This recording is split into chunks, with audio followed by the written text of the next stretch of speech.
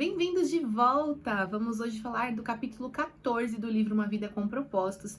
É o último capítulo dessa etapa que nós estávamos falando de adoração. Amanhã a gente começa um novo assunto dentro desse mesmo livro e eu tô muito ansiosa.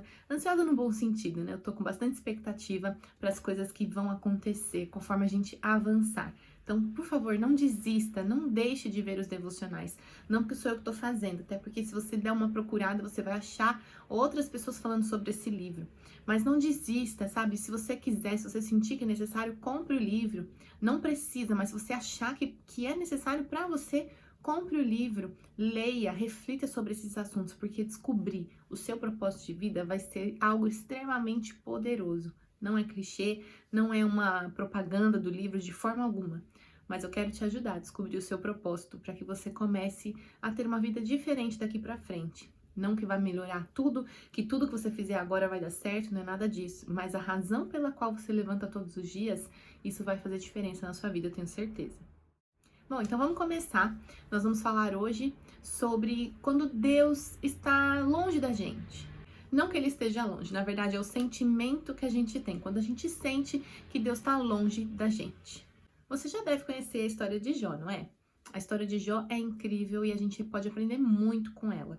Jó tinha tudo que uma pessoa pode querer da vida, pode imaginar. Ele tinha bens, ele tinha uma ótima família, uma família grande, inclusive. Ele tinha felicidade, alegria, ele era uma pessoa bem-sucedida. Enfim, Jó tinha tudo. Ele tinha sua esposa, enfim. E aí, de um dia para o outro, ele perdeu tudo. Perdeu tudo, inclusive a sua saúde física depois ele foi perdendo. E tudo porque Deus permitiu que o diabo tocasse na vida dele. E assim Deus provou para o diabo que ele estava errado na afirmação que ele tinha. Ele tinha dito para Deus, olha, ele só te serve porque você dá tudo para ele. E na verdade Jó tinha o coração inclinado para Deus, ele tinha um relacionamento com Deus de verdade, autêntico, ele sabia para que ele existia. E mesmo com tudo dando errado e ele tendo sido tocado, inclusive na sua saúde, ele não abandonou Deus, ele não negou Deus e no final ele teve tudo restituído. Mas o que eu quero destacar na história de Jó é o período que ele ficava indagando a Deus, questionando, perguntando e não tinha resposta. Quantas vezes a gente também não é assim? A gente pergunta coisas para Deus, a gente se questiona, a gente ora, a gente busca e a gente não ouve nada. A gente não sente nada, a gente não sente aqueles arrepios mais, a gente não sente o coração palpitando, ardendo, a gente às vezes não tem aquelas sensações e tal. Mas eu quero te contar que não ter essas sensações, essas respostas e tudo mais, é um bom sinal, sabia? Se você está fazendo tudo conforme você tem que fazer, e não digo aqui seguir regras, mas se você tem feito tudo conforme o Senhor nos pede, Ele pede para que nós obedeçamos, nós amemos, enfim, tudo que a gente já tem aprendido aqui. Se você tem feito tudo isso e Deus não te respondeu, ou você não tem sentido mais a presença de Deus, não se questione quanto, será que a culpa é minha? Ou não se questione, será que Deus esqueceu de mim, me abandonou? Mas talvez ele está testando a sua amizade, seu relacionamento com ele, ou está permitindo que algo aconteça. E isso é um bom sinal, porque é um sinal de maturidade. Quando a gente começa a se relacionar com Deus, Deus dá sinais, Ele dá essas coisas pra gente ter certeza, pra gente começar a confiar nele. Ele nos faz sentir essas coisas, sensações, emoções, Ele nos dá provas de que Ele tá com a gente e tudo mais, porque a gente precisa daquilo. Mas num determinado momento, conforme a gente vai avançando com Deus, a gente não precisa mais se apoiar nessas coisas, e a gente tem que começar a aprender a confiar. E é nesse momento que Deus às vezes vai deixar de falar, Ele vai se ausentar, Ele vai ficar um pouco mais longe. Imagina um pai, vamos usar a figura do pai ou de uma mãe. Se você está começando a ensinar seu filho a andar sem rodinha na bicicleta, ou se você não tem filho ainda, mas você já foi essa criança que estava aprendendo a andar sem rodinha na bicicleta. Imagina, se o pai ele fica o tempo inteiro perto, você não vai se equilibrar sozinho. Se o pai fica segurando ali na bicicleta ou nas suas costas, você não vai conseguir andar sozinho. Ele precisa se ausentar, se afastar um pouco e dar espaço para você. Ainda que você caia, ainda que você leve alguns tombos, ele precisa fazer isso para que você encontre o seu equilíbrio e você consiga fazer aquilo sozinho. Isso é só um exemplo, poderia citar vários. Deus, em determinados momentos, vai precisar agir com a gente de formas que a gente não vai entender.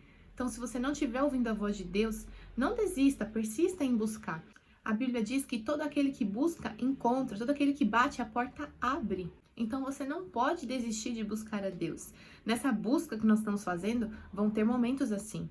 Talvez não hoje, não amanhã, talvez não daqui a um ano, mas em algum momento você vai sentir essa sensação de que você não está sendo respondido, de que não é mais a mesma coisa, de que quando você começou era prazeroso, você ouvia Deus todo dia, você falava com Deus todo dia e de repente Ele parou de falar com você. Vou te contar um exemplo pessoal, tá? Teve uma época da minha vida que eu tava precisando muito, mas muito de Deus. E era realmente um cuidado que nem eu sabia que eu precisava, que eu teria. Era um cuidado que nem eu imaginava que eu precisava. Nessa época, eu ouvia Deus falar todos os dias. Eu conversava com Deus durante o dia todo no meu trabalho. E eu ouvia Ele falando comigo todos os dias. Sério, todos os dias. Foram meses assim. E depois, não que eu deixei de buscar a Deus, mas eu percebi, em algum momento, isso começou a parar. E talvez no começo eu ficava pensando, meu Deus, o que será que eu tô fazendo de errado? Eu tô deixando de buscar, eu não tô fazendo. Mas depois eu entendi que aquele momento Deus precisava estar presente comigo o tempo inteiro. Ele sempre está, mas Ele precisava que eu sentisse. Eu precisava sentir, eu precisava saber que Ele estava ali. E agora eu tô numa fase que eu tô mais madura. Ainda falta muito, lógico, mas tô amadurecendo. Então eu percebo que eu vejo Deus em coisas que antes eu não via. Eu sinto Ele falando comigo de outras formas que antes Ele não falava. E quando às vezes Ele fica em silêncio, quando Ele não me dá uma resposta, hoje eu entendo que Ele vai me responder em algum momento. Que talvez eu tenha que ter paciência, talvez Ele quer gerar paciência em mim, gerar tranquilidade em confiar nele. Enfim, são muitas coisas. O livro fala de 4 pontos para você se apoiar, para que você não desista nessa caminhada, caso e quando isso acontecer com você. Você precisa dizer a Deus como você se sente. Se você estiver se sentindo sozinho, porque Ele não te responde, ou porque você não sente que Ele está ali, diga para Ele: tô me sentindo sozinha, tô precisando e o Senhor parece que não vem. Seja sincero e diga exatamente como você se sente. Porque você sabe, mesmo que Ele não te responda naquela hora, mesmo que você não tenha sensações, Ele está com você. Você também precisa confiar. Concentre-se em quem Deus é. Concentre-se na beleza de Deus, nas características de Deus, naquilo que você já sabe de Deus. Concentre-se naquilo que Deus é, porque Ele não muda porque você tem expectativas a respeito dele e Ele não cumpriu essas expectativas. Na verdade, Ele é sempre o mesmo, Ele é imutável, Ele é perfeito. Então, se concentre em quem Deus é. Busque na palavra versículos, livros, que falem sobre quem Deus é e se conforte naquilo, porque Ele jamais vai mudar. Confie nas promessas, volte a acreditar nas promessas. Se em algum momento você ficou com dúvida de algo que Deus te disse um dia e não está acontecendo, confie, porque Ele não muda como a gente falou. Então, se Ele prometeu, Ele vai cumprir. Ah, Carla, eu não tenho uma promessa. Você tem promessa sim, na palavra. Nós temos promessas particulares que Deus nos fala em alguns momentos específicos e nós temos as promessas que foram feitas na Bíblia para todo aquele que aceita, para todo aquele que é filho de Deus. Então se concentre nas promessas, não duvide e creia que elas vão acontecer. E por último, lembre-se daquilo que Deus já fez por você. A maior prova de amor que Deus já nos deu foi ter entregue o seu Filho Jesus por nós, para morrer no nosso lugar. E tantas outras coisas que Ele já fez. Eu tenho certeza que se você pegar um caderninho, você consegue fazer uma folha inteira de coisas que Deus já fez por você e que você pode ser grato. Um coração cheio de gratidão se alegra com as pequenas coisas da vida, consegue mudar o foco, parar de enxergar as coisas pelo lado negativo e ver pelo lado positivo.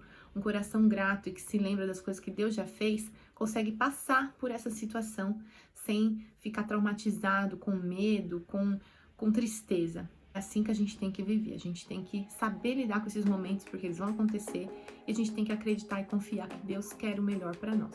É isso, então essa última parte sobre adoração, a gente encerra essa parte do livro aqui, mas amanhã tem uma outra parte, eu espero você pra gente continuar essa jornada em busca do nosso propósito. Um beijo e até amanhã. Tchau!